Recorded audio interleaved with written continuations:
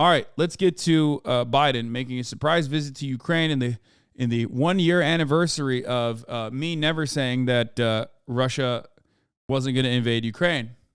News this morning, President Biden making an unannounced. I think one of the funniest things that a lot of people do on the internet is like immediately betray the seriousness of the subject matter that they're covering when it's like 1 year since Russia has invaded Ukraine. And they just immediately go, here are the YouTube people that said that Russia wouldn't invade Ukraine. I'm like, bro, what are you talking about? You think like this is your takeaway? Like you are so obviously just trying to fucking farm likes more than anything else. You know what I mean? Like you literally are just like, oh, thank God it's been a year. So now I can like, bring this back up. Who cares? Why do they bring it up? Because they just don't care about anything. They just want to farm. They just want to farm. That's it.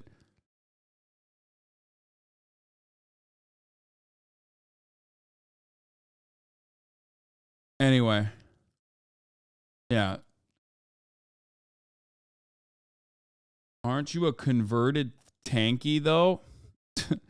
I'm going to be honest. I don't think you know what any of these words mean. You know what I mean? Like, anyway, let's continue. People just say words that they hear from other YouTubers and then they come in here and use those words and they're just like, I got you.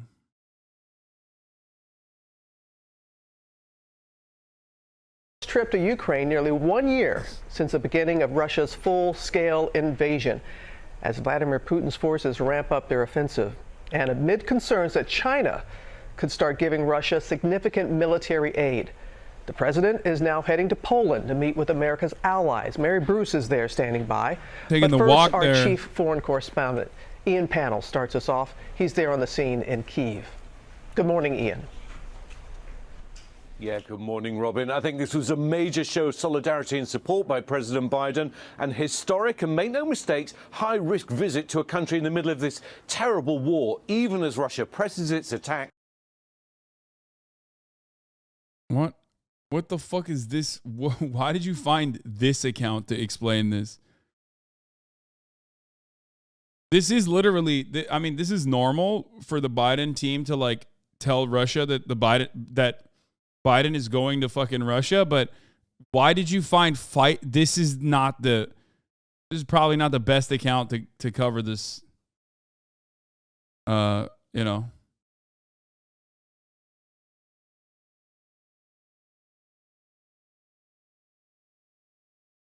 Across the country. This morning, President Biden crossing into the war zone. Unprecedented security in the capital, Kyiv, as all major roads are sealed off. Hundreds of armed police and army lining the streets. Air raid sirens ringing out as the president walked alongside President Zelensky. A reminder of the dangers Ukrainians have faced every single day for almost a year. Kyiv stands, and Ukraine stands. Democracy stands. The Americans stand with you, and the world stands with you. President Biden and Zelensky paying their respects at the Wall of the Heavenly Hundred to commemorate those who've lost their lives in the protest for freedom in 2014, and a place that also honors Ukrainian war dead. Thank you very much for coming, Mr. President. That is a huge moment of supporting the Ukraine. As the president spoke, in the east of the country, intense battles raging, especially around the key city of Bakhmut. Unchecked aggression is a threat to all of us. Russian forces are now engaged in intense street-to-street battles as the death toll rises on both sides. Ukraine low on ammunition and firepower. Today, Biden announcing more military aid. Russia also looking for military support. Secretary of State Blinken warning his Chinese counterpart to not supply lethal military aid to Moscow. And this morning, the Chinese hitting back, accusing the US of pressing lies and saying it was America sending weapons, not China. Freedom is priceless. It's worth fighting for as long as it takes. And that's how long we're going to be with you, Mr. President, for as long as it takes. We'll do it. Thank you. Well, this was a defiant message today from President Biden, aimed a lot at President Putin, though, that his aim to wipe Ukraine off the map, his war of conquest, as he referred to it as, is failing. I think although this unannounced trip to Kyiv is going to rally the spirits of the nation, the president also acknowledging that current state of the battle, saying they're going to be difficult days, weeks and years ahead. Oh, my. Robin. As always, Ian, appreciate your reporting. Hi, everyone. George.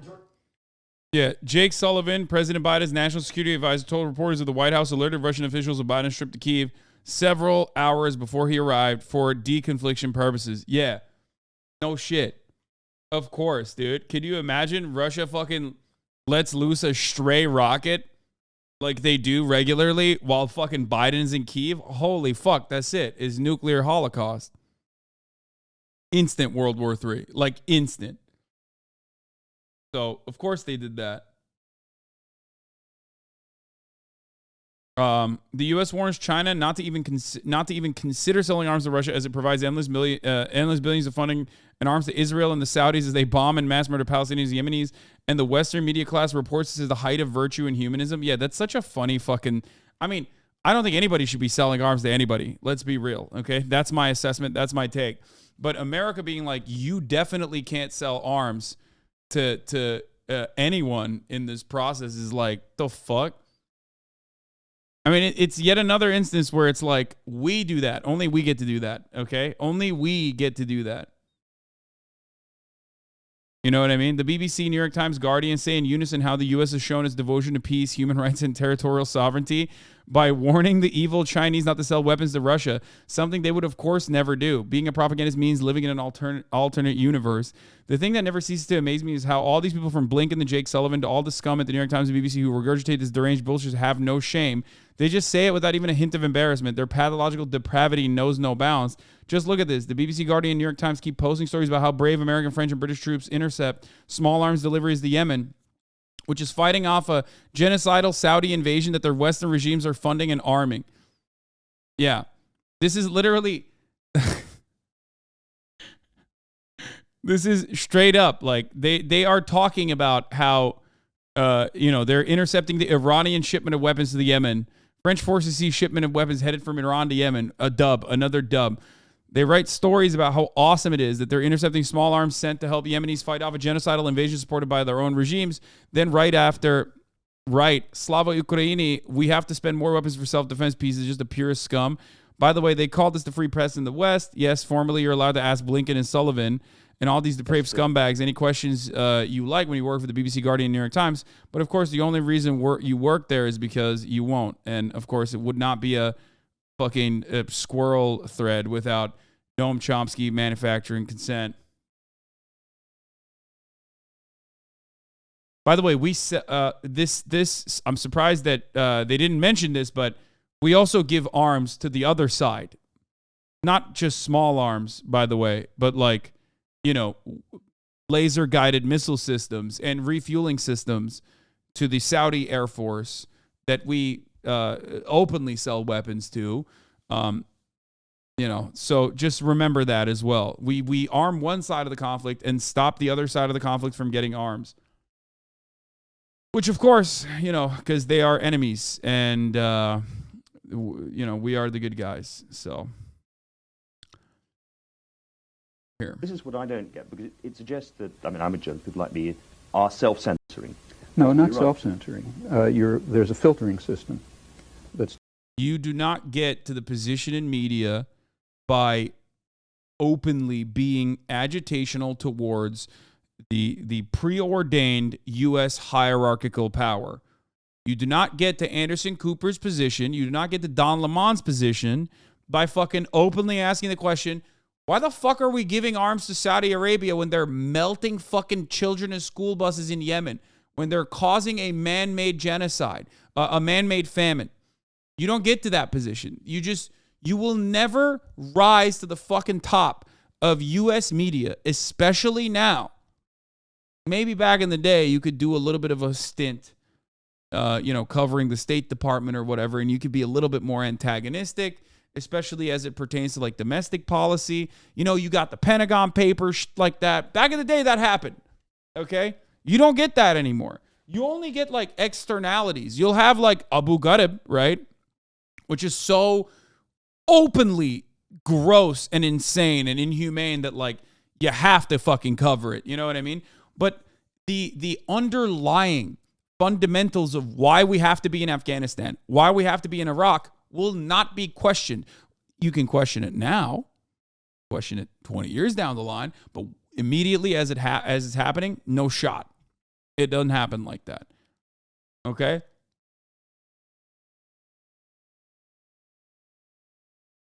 Just like you can't ask that question currently.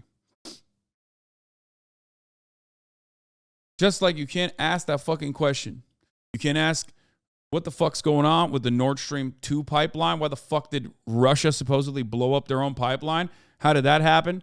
What a strange reason. What a strange way to do things. You know what I mean?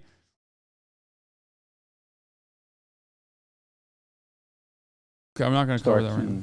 Kindergarten. It goes all the way through. And it's not, doesn't work 100%, but it's pretty effective.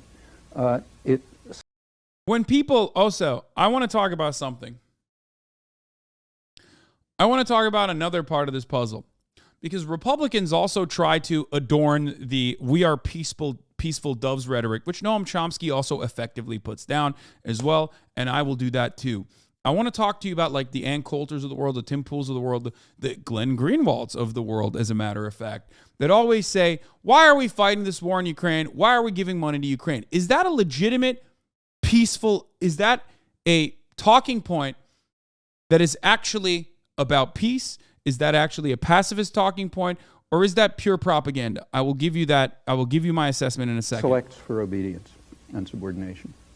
And especially, I think that so stroppy people won't make it to positions of influence. Behavior problems, or if you read applications to a graduate school, you see that people will tell you he's not doesn't get along too well with his colleagues. You know how to interpret those things. I'm just interested in this because I was brought up, like a lot of people, probably post-Watergate film and so on, to believe that journalism was a crusading craft and that there were a lot of disputatious, stroppy, difficult people in journalism. And I have to say, I think I know some of them.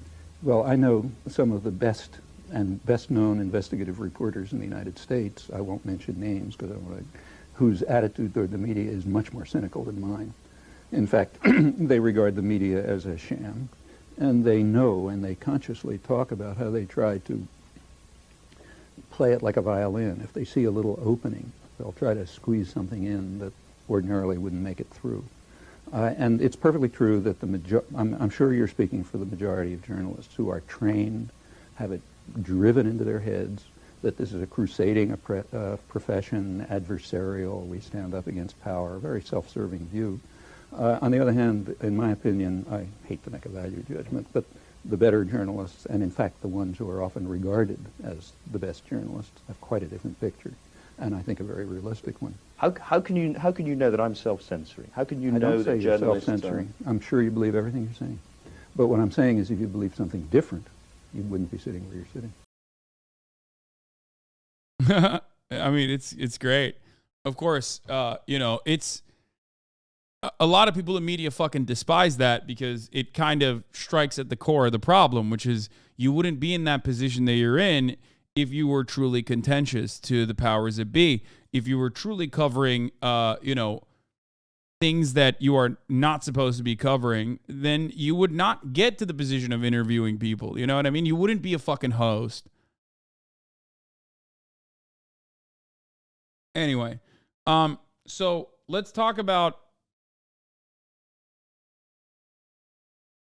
dude, this is so funny. Isn't Noam Chomsky a lib? He's a libertarian. Chomsky, the first thing I do in the morning is read the New York Times. It's the best newspaper in the world. You want some general sense of what's going on? That's where you go. I mean, he's not wrong. That's still true. The reason why we're hypercritical of the New York Times, especially as it pertains to State Department propaganda, is that because it's like literally it's supposed to be the gray lady. That's the point. I tell you this all the time. When I am skeptical of mainstream media narratives, notice how I never talk about certain narratives that like the right wing is hyper-focused on, okay? There's a reason for that because I understand that the underlying material interests of why the New York Times is covering certain stories over others is sometimes valid. Okay? It doesn't mean that like everything that they, every moment, every letter that they ink on the fucking paper is literally false. Okay? It's not riddled with falsehoods. It's not. And you have to get the news somewhere. And they do a profoundly important thing, you know, Associated Press, New York Times. It's just that when you're consuming it, you have to be critical of what you are consuming. You have to be a little bit better with your understanding of what their perspective is, where their biases lie, okay? And the unfortunate reality is that, like, there is no... Media literacy, unfortunately, is not taught in a Marxist sense. You will never learn media literacy from a Marxist perspective because you're going to a neoliberal institution of learning. So when you learn about media literacy, you're learning a liberal understanding of media literacy. A literal understanding of, or a liberal understanding of media literacy means you just fucking look at the New York Times and you say, this is correct across the board. It's always good. It's infallible. It is the most moral and most correct way to approach stories. Okay? And that's not true. There are plenty of instances where they fall short.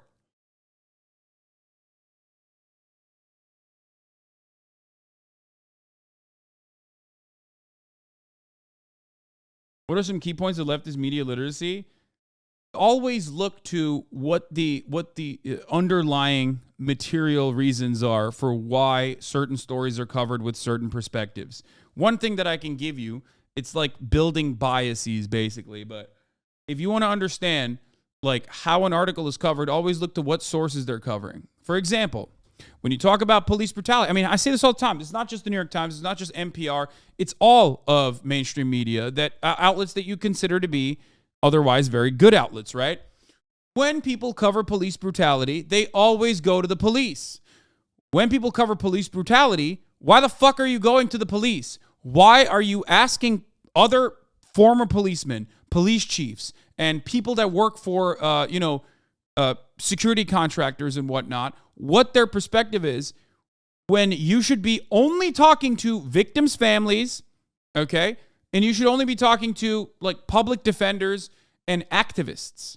But they don't do that. They talk to police officers. They talk to ex-police officers. They talk to police chiefs. They talk to people who still have contracts with, police departments all around the world sometimes. That is a bias. Why do they have that bias? Because they work in line with the police. They are defenders of capital. Police protect and serve the interests of capital, and so does the New York Times. So whenever there's an issue of police brutality, their job is not to put it on the paper and give you the actual fucking truth of it and tell you exactly what ways to modify or fix the problem. Their job is to normalize that violence, and sometimes normalizing that violence also means looking at the tip of the iceberg and saying, that's abnormal, but that's very different than the rest of the violence that continues on a daily basis as police operate like occupying forces in black and brown neighborhoods.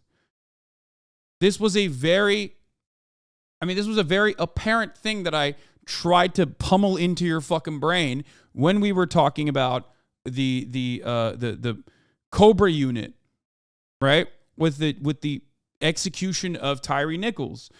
Everyone immediately rushed and said, these 5 cops, they're bad. And the second thing that they said immediately after that was, or not Cobra, sorry, Scorpion unit. I apologize. I fucked it up. It's another comical 80s fucking supervillain named unit. It was the Scorpion unit, not the Cobra unit. But they did that with a purpose. They immediately banished these 5 cops as though they were like totally operating outside of the boundaries of normal policing when they clearly weren't. Okay? And that's something that you need to remember. They were operating within the boundaries of normal policing. It's just that, it was on camera and it was pretty gruesome. So they had to make it seem like this was totally different. That's why they went to other cops and they they, asked them, like, is this normal? And all the other cops said, no, in all my 30 years of policing, I've never seen that. No, it wasn't just because they were black. Stop. We're talking about something that is more important than black or white, okay? Because there is one additional layer. Ask any black person and they will tell you, when you are a cop, you are a cop, okay? You're not a black cop or a white cop, you're a cop. You're working for a white supremacist institution, whether you agree with it or whether you even recognize it or not. This is not colorblind Andy. This is straight up just the truth.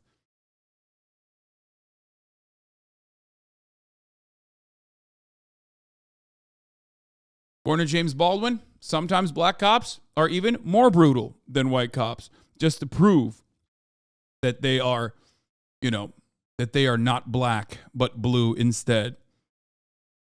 Okay?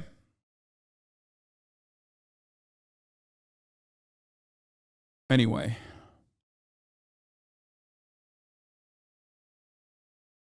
So, that was a brief lesson on manufactured consent. We're going to move away from that.